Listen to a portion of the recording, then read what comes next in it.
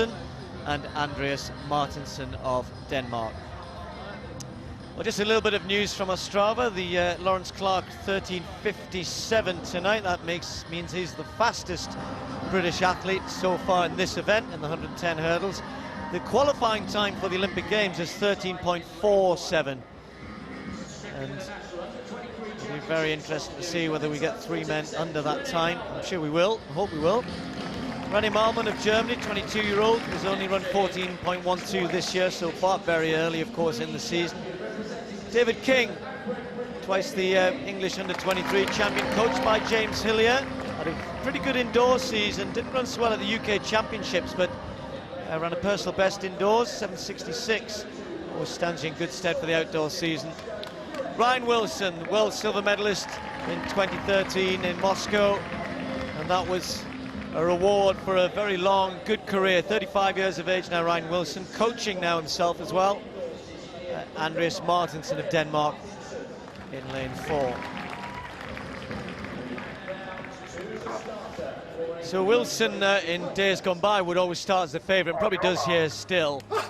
He's still running 13:54, his best over in America, his first race in Europe this year.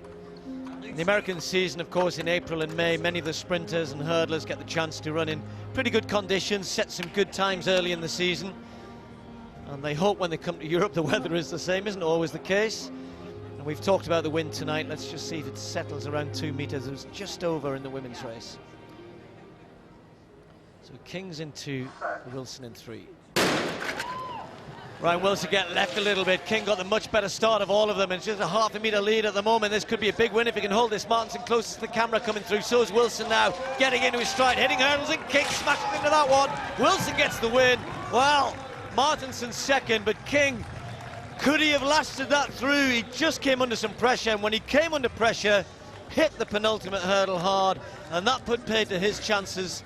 And Wilson, after a not particularly good start and for a long part of that race, not really looking as though he was going to get there, in the end, good enough to come through for the win.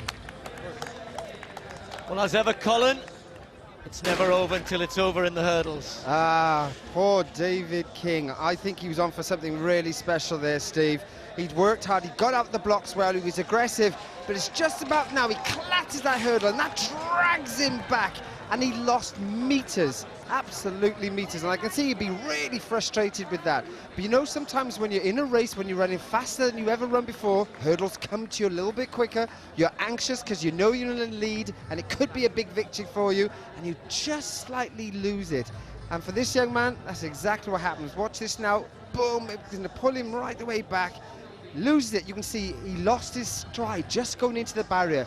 That means he lost his height, and when these are 3'6", you don't want to do that. He'll be frustrated, he'll be angry, but he will be back. Yeah, I think you're right, he was heading for probably a personal best there, because although he wouldn't have counted with a win, we know that the time is there. He got 13:79, hitting the last 4 hurdles really, and the penultimate one is what put